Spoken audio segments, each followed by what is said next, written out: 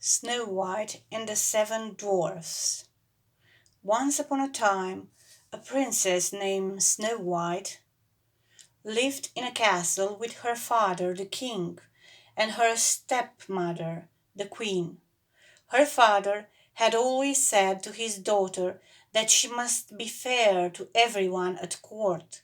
Said he, "People come here to the castle when they have a problem. They need the ruler to make a fair decision.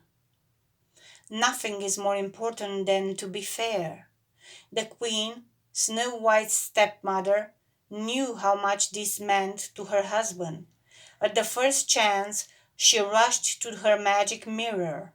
"Mirror, mirror on the wall," said the queen, "who is the fairest of them all?"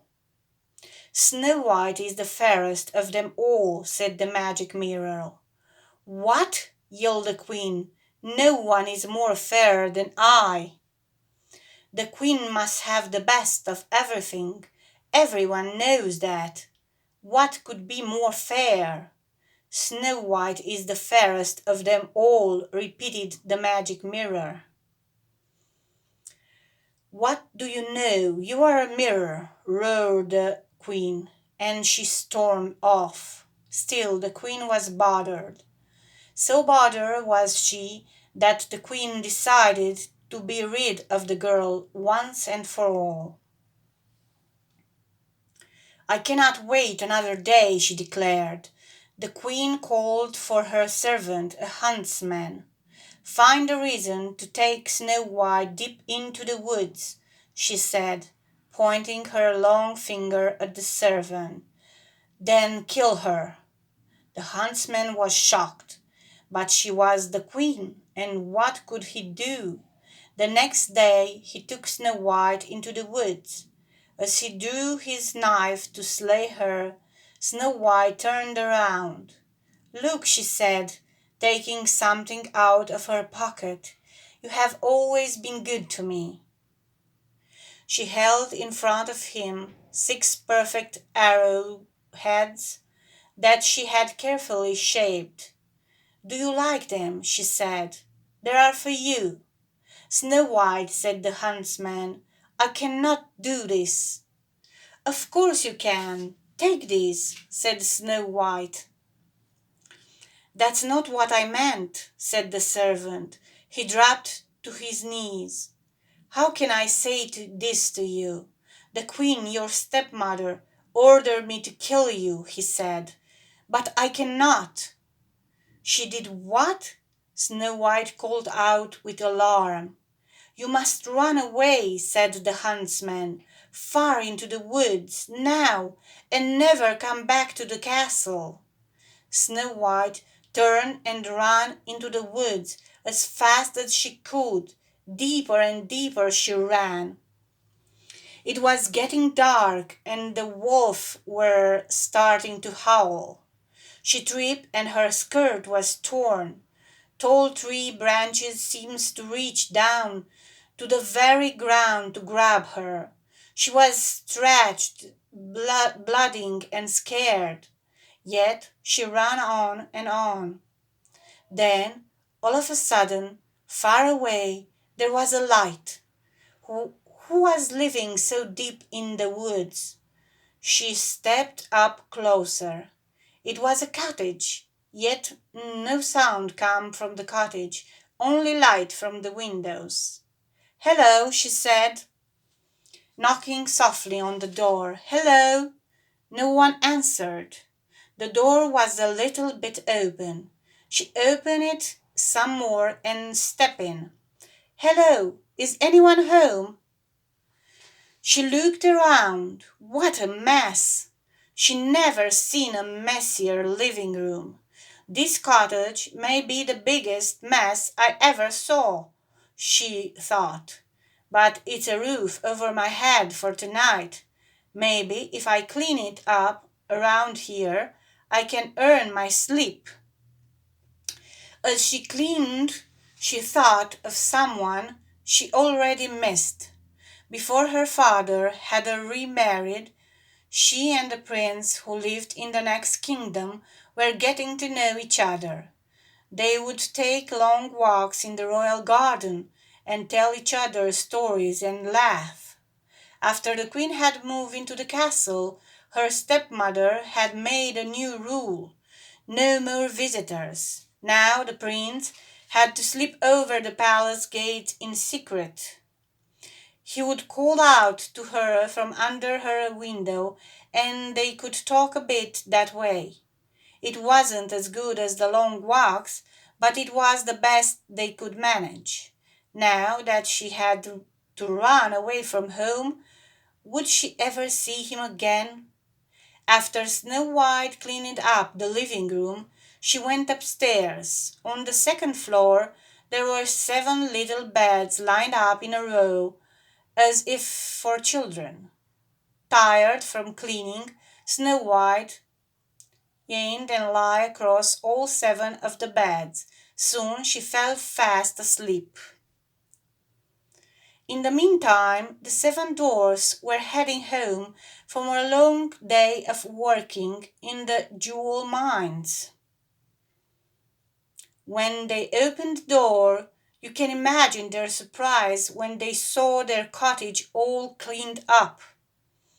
"What kind of magic is this?" said one of the dwarfs, whose name was Doc.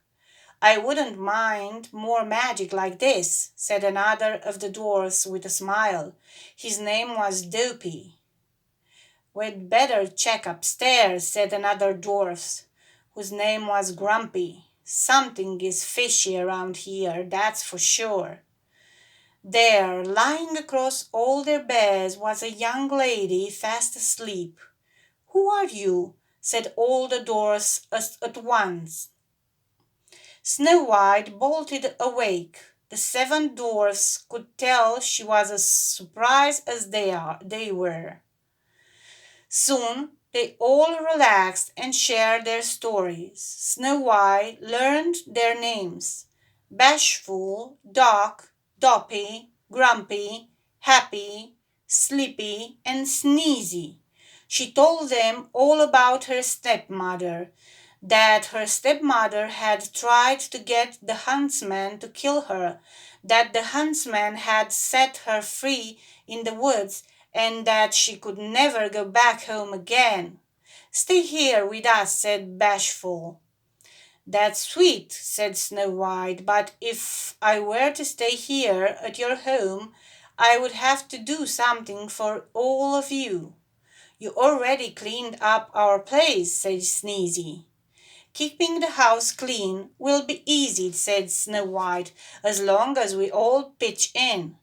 I will let everyone know what part they can do. And I will do my share too, of course." "That's fair," said Happy. "But there must be something else I can do for you," said Snow White. The 7 dwarfs shrugged.